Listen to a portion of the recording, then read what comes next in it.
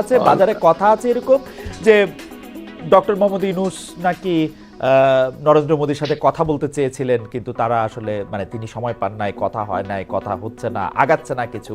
বাংলাদেশ আর India সম্পর্কে একটা গিট্টু লেগে আসে। ওকে, আপনি অনেকখানি প্রশ্ন করেছেন, আমি একটু উত্তরটা একটু সংক্ষেপে বলার চেষ্টা করি।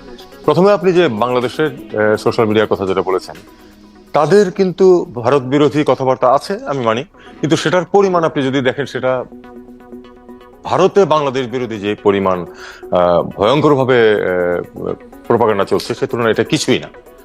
সেটা অত্যন্ত নগণ্য পরিমাণ আমাদের এখানে, আমি বলবো। ভারত কেন করছে এটা তো আমরা জানি না, প্রথমে যে কেন তারা এরকম ভূমিকা নিল। আপনি একটা জিনিস খেয়াল করে দেখুন, পাকিস্তান থেকে একটি জাহাজ এসেছিল পেঁয়াজ এবং কটন ইত্যাদি কিছু জিনিসপত্র নিয়ে। টেলিগ্রাফের মতো পত্রিকা সেটাকে বলেছে যে এটাতে অস্ত্র এসেছে এবং এটা ভারতের জন্য মানে নিরাপত্তার জন্য হুমকি, উত্তর পশ্চিমের সন্ত্রাসীদের কাছে মদত দেওয়া হবে ইত্যাদি ইত্যাদি। এখন এই ধরনের একেবারে কাণ্ডজ্ঞানহীন, আমি শুধু সূত্রহীন বলবো না, কাণ্ডজ্ঞানহীন কথাবার্তা বলার কোনো একটা মেইন স্ট্রিম পত্রিকাতে, টেলিগ্রাফের মতো, টেলিগ্রাফের অনেকের সাথে আমার খুব ভালো জানাশোনা ছিল কলকাতায় থাকতে, এটা অবিশ্বাস্য। এটা কেন যে ভারতীয় মিডিয়া এরকম একটা ন্যাক্কারজনক ভূমিকা নিচ্ছে এবং কেন তারা এটা করছে, সেটা তারাই ভালো বলতে পারবে। আপনি যদি সম্পর্কের কথা ধরেন, এটা কিন্তু সঠিক নয় যে হ্যাঁ, আমরা যখন দায়িত্ব নেওয়ার পরে ডক্টর ইউনূস নরেন্দ্র মোদীর সাথে কথা বলতে চেয়েছিলেন, কথা কিন্তু বলেছিলেন, আমরা ব্যবস্থা করেছি, উনি আলাপ করেছেন। এরপরে নিউ ইয়র্কে যেটা দেখা হওয়ার সম্ভাবনা ছিল, সেটা সম্ভব ছিল না এই জন্য যে আসলে নরেন্দ্র মোদী চলে আসার পরে আমাদের প্রফেসর ইউনূস পৌঁছেছেন, কাজে এটা আসলে তখন সম্ভব হয়নি। এছাড়া আর কোনো সুযোগ ঘটেনি যে একসাথে দেখা হয়। যদি সুযোগ সৃষ্টি হয়, এক জায়গায় দুজন থাকেন, তাহলে যে দেখা হবে না সেটা আমি বলবো না। তবে কথা হচ্ছে যে শুধু ওই দুইজনের দেখা হওয়াটাই তো বিষয় না, আমাদের সার্বিক জিনিসটা দেখতে হবে। যে আমরা তো প্রত্যাশা করবো না যে একটা ঠুনকো অজুহাতে ভারতীয় কর্তৃপক্ষীয় লোকজন বাংলাদেশের ব্যাপারে ওই আপনার যে হিন্দুদের নিরাপত্তা ইত্যাদি নিয়ে কথা বলবেন। আপনার মিডিয়া বলে সেটা হলো একটা কথা, আর অফিসিয়াল রুম থেকে যখন বলা হয় সেটা কিন্তু সম্পূর্ণ অন্য বিষয়। বাংলাদেশের হিন্দু সম্প্রদায় এবং সব সংখ্যালঘু এবং সংখ্যাগুরু সম্প্রদায়ের নিরাপত্তার দায়িত্ব বাংলাদেশের, এটা দায়িত্ব আর কারো নয়। কাজে তাদের পক্ষে এ নিয়ে কথা বলাটা আমি মনে করি যে এটা একটা রীতি বহির্ভূত কাজ। আমরা তো তাদের কার কি নিরাপত্তা আছে না আছে সেটা আমরা তো কথা বলি না, তাহলে ওনাদের এ নিয়ে কথা বলার তো আমি কোনো প্রয়োজন দেখি না। এটা বরং এটা বলাতে অসুবিধা হয় যেটা অন্যরা আরো এনকারেজ হয় এটা নিয়ে স্পেকুলেট করতে, আর বিশেষ করে যেখানে এই তথ্যগুলি সঠিক নয়। একজন ব্যক্তিকে অ্যারেস্ট করা হয়েছে, সেটা সঠিক হয়েছে কি হয়নি সেটা কোর্ট দেখবে, সেটা নিয়ে বিবৃতি দেওয়ার আমি কোনো কারণ খুঁজে পাই না। আর যদি আপনি সম্পর্কের কথা বলেন, আমি আগেও বলেছি, প্রফেসর ইউনূসও বলেছেন, আমি আবারও বলতে চাই, আমরা একটি ভালো কার্যকর সম্পর্ক চাই, দুপক্ষের পারস্পরিক স্বার্থ রক্ষা করে একটা কার্যকর সম্পর্ক আমরা দেখতে চাই। এখানে একটি কথা আমাদেরকে অবশ্যই মনে রাখতে হবে যে আমরা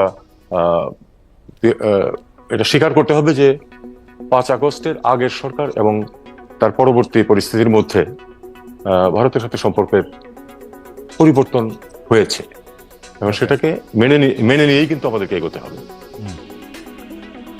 আচ্ছা, মানে ভারতের সাথে পরিবর্তন হয়েছে সম্পর্কের, এবং সেটা হয়তো কোনো কোনো ক্ষেত্রে কাঙ্ক্ষিতও ছিল, কিন্তু আমরা ভারতের সাথে যেটা পরিবর্তন হয়েছে এইটা দেখানোর জন্য অনেক ক্ষেত্রে আমরা অনেক সিদ্ধান্ত নিয়েছি কিনা। কারণ কোনো কোনো বিশ্লেষক বলছেন করাচির সাথে জাহাজ যোগাযোগ পুনরুস্থাপনকে প্রায়োরিটি দিয়ে যে আবার মানে বা পাকিস্তানের সাথে সেটা করা হচ্ছে, সেটা যত না বাণিজ্যিক সিদ্ধান্ত তার চেয়ে অনেক বেশি পলিটিক্যাল সিদ্ধান্ত বা কূটনীতিক সিদ্ধান্ত ভারতকে দেখানোর জন্য। কিন্তু যা হইলে আমাদের আসলে অনেক লাভ হইতো, যে ধরা যাক চীনের সাথে আমাদের নতুন কোনো সম্পর্কের দুয়ার খুলতেছে কিনা, সেই ব্যাপারে এই সরকারের যতটা আগ্রহ তার চেয়ে বেশি আগ্রহ ভারতকে দেখানো, দেখো তোমরা যা পছন্দ করতেছিলে না বা যা করতে দিচ্ছিলে না তা আমরা করতেছি, অনেকে বলতেছেন।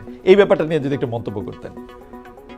আমি তা মনে করি না, আসলে একটি অকেশন ছিল যে আমাদের তো আসলে বিশেষ করে আপনিই বলছেন যে ওই ভারতের পশ্চিমবঙ্গের বিজেপির নেতৃবৃন্দ তো বলছেন যে তারা সব পথে ঘাট বন্ধ করে দেবেন, কোনো পেঁয়াজ আসতে দেবেন না, আলু আসতে দেবেন না।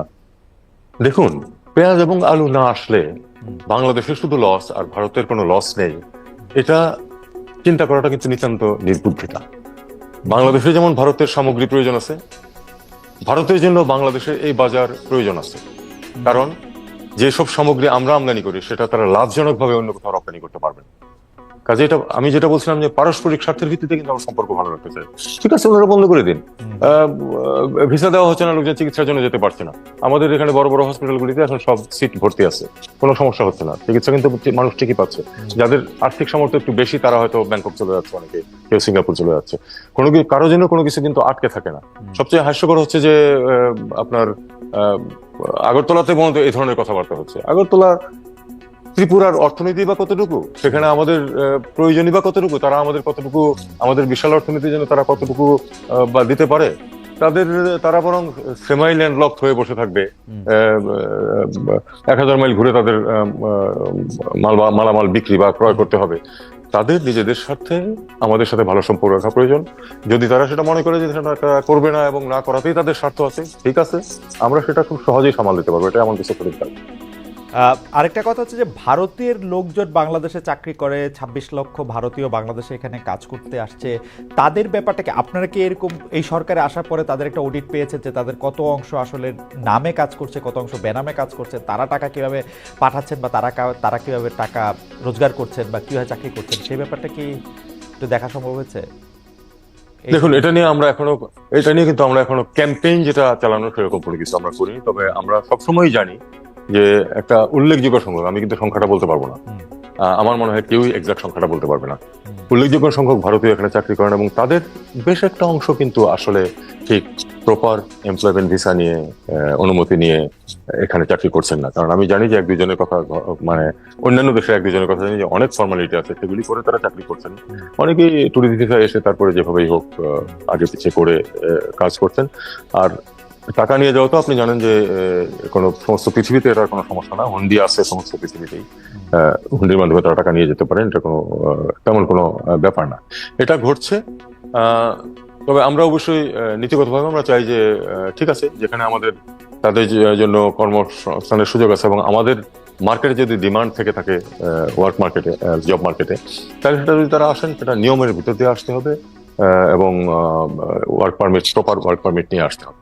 এটা নিয়ে এখনো কোনো ক্যাম্পেইন কিন্তু আমরা শুরু করিনি, তবে এ ধরনের একটা কথা প্রচলিত আছে। আপনারা কি এখনো পরীক্ষা করে মানে দেখছেন না, বা এটা নিয়ে আসলে কোনো মানে আপনি যেটাকে ক্যাম্পেইন বলতেছেন, এটা কোনো একটা দেশ আমার দেখতেছে যে ভারতীয় কতজন এখানে কাজ করছেন বা কেন কাজ করছেন বা তারা বাড়তি সুবিধা নেওয়ার জন্য? কারণ কেউ কেউ বলেছেন যে গত সরকারের সময় ভারতীয় লোকজনকে অবাধেই কাজ করার সুযোগ দেওয়া হয়েছে, কেউ কেউ বলেছে যে ভারতীয় লোকজন থাকলে তাদের বিভিন্ন জায়গায় অনুমতি পেতে সুবিধা হয়েছে।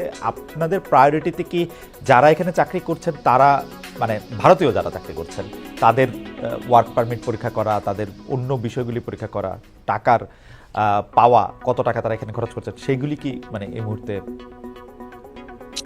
এই সম্বন্ধে সঠিক এবং খুব বিস্তারিত তথ্য আমার কাছে নেই। তবে আমি নীতিগতভাবে বলতে পারি যে যারা কাজ করছেন তারা যদি ওয়ার্ক পারমিট নিয়ে কাজ করে থাকেন তাহলে সেটা তো অবশ্যই তারা লিগালি করছেন। যদি ওয়ার্ক পারমিট ছাড়া করে থাকেন তাহলে যে কোনো সময় তো তাদের বিরুদ্ধে মানে তাদের এমপ্লয়মেন্টের বিরুদ্ধে ব্যবস্থা নেওয়া যায়। এটা ভারতের আইনেও আছে, আমাদের আইনেও আছে। Ambassador Hossain, sorry adviser Hossain, আপনি কি এইটা দেখতেছেন যে ভারত বাংলাদেশের বিপক্ষে বলছে যে তারা চিকিৎসার জন্য ভিসা দিবে না, ভিসা একরকম বন্ধ রেখেছে, বাংলাদেশ থেকে কাজ করতে রোমানিয়া যাবে যেহেতু বাংলাদেশে এমবাসি নাই, ওদের এখানে এমবাসি আছে, সেটার জন্য তারা ভিসা দিচ্ছে না। আমাদের এখানে তারা কাজ করতেছে বা কাজ করতেছে না, কি প্রয়োজনে কাজ করতেছে, সেইটা কি আমাদের এই মুহূর্তেই দেখা উচিত না? বাংলাদেশে এতজন মানে কি বলে জানি শিক্ষিত বেকার আছে, আমরা এই নির্বাচনের আগে বা এই 5 আগস্টের আগে এটা আমরা অসংখ্যবার শুনেছি যে এরকম একটা পরিস্থিতির মধ্যে আমরা যাচ্ছি। আমরা এটাও শুনেছি যে ভারত যে রেমিটেন্স ভারতে নিয়ে আসে তার মধ্যে একটা বড় অংশ বাংলাদেশ থেকে নেয়। এইটা দেখুন, আপনি সর্বশেষ যে তথ্যটা দিলেন এটা কিন্তু ভারতীয় পত্রপত্রিকাতে আমি দেখেছি, আমি বাংলাদেশের কোনো পত্রিকায় দেখিনি। ভারতীয় পত্রপত্রিকাতে বা তাদের স্ট্যাটিস্টিক্সে দেখেছি যে বেশ বড় একটা অঙ্ক এখান থেকে রেমিটেন্স হিসেবে যায় এবং সেটা সম্ভবত ওয়ার্ল্ড ওয়াইড ভারতে যা রেমিটেন্স আছে তার 4th বা 5th পজিশনে। তার মানে এটা তো অফিসিয়ালি হয়তো যাচ্ছে, কারণ আনঅফিসিয়ালি ফিগারটা ওখানে আসে কিনা আমি জানি না। আপনারা সরকার আসার পরে এটা পরীক্ষা করে দেখবেন না বা দেখার পরিকল্পনা? এটা যারা দেখার কথা তারা নিশ্চয়ই দেখছেন, তাদের আরো অনেক কাজ আছে, সেগুলিও তারা করছেন। পাশাপাশি আপনি জানেন যে অর্থনীতির অবস্থা অত্যন্ত নাজুক অবস্থায় আছে, এবং সেটা সামাল দেওয়ার জন্য আমরা অত্যন্ত যোগ্য দুজন মানুষকে পেয়েছি, বাংলাদেশ ব্যাংকের গভর্নর এবং আপনার ফাইন্যান্স অ্যাডভাইজার। তারা এগুলি সবই সামাল দেওয়ার চেষ্টা করছেন। আমি আমার তরফ থেকে এটা নিয়ে কোনো কথা বলি না, কারণ প্রত্যেকেরই তো প্রায়োরিটিজ আছে।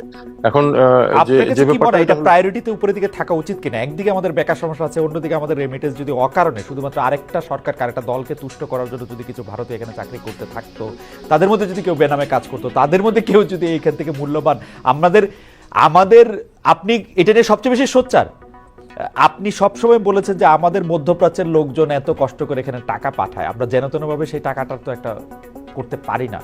এটা প্রায়োরিটিতে থাকা কি উচিত না? আমি সেটাই শুধু জানতে চাইছি। না, অবশ্যই প্রায়োরিটিতে থাকা উচিত, এবং আমার বিশ্বাস যে যারা এই নিয়ে যারা কর্তৃপক্ষ তারা এই ব্যাপারে তথ্য সংগ্রহ করছেন, এবং এ ব্যাপারে অবশ্যই স্বাভাবিক ব্যবস্থা নিলেই তো কোনো সমস্যা নেই। মানে যারা আইনসঙ্গত ভাবে থাকছেন না, তাদের বিরুদ্ধে ব্যবস্থা নেওয়া যেতে পারে। আমার কাছে যে কেন এটা একটু ফানি লাগতেছে, সরি ফানি না, ফানি ইজ স্ট্রং ওয়ার্ড, আমার কাছে এটা কিরকম লাগতেছে, আমরা ইন্ডিয়ার সাথে এত কথা বলতেছি, এত জায়গা দিতেছি, যেই জায়গা থেকে ওরা আমাদেরকে টাকা নিয়ে যাচ্ছে, বা যদি এটা অকারণে নিয়ে যায় থাকে, এটা তো পরীক্ষা করার প্রায়োরিটিতে উপরে থাকার কথা, এইটা প্রায়োরিটিতে পেছনে কেন? মানে আমি কিন্তু একই প্রশ্ন বাংলাদেশ ব্যাংকের গভর্নর এবং বাংলাদেশের ফিনান্স অ্যাডভাইজারকেও করতে চেয়েছি, করেছিও, মানে আমি ঠিক জবাবটা পাই নাই। কেন এটাতে দেরি হচ্ছে এটা আমি ঠিক জানি না।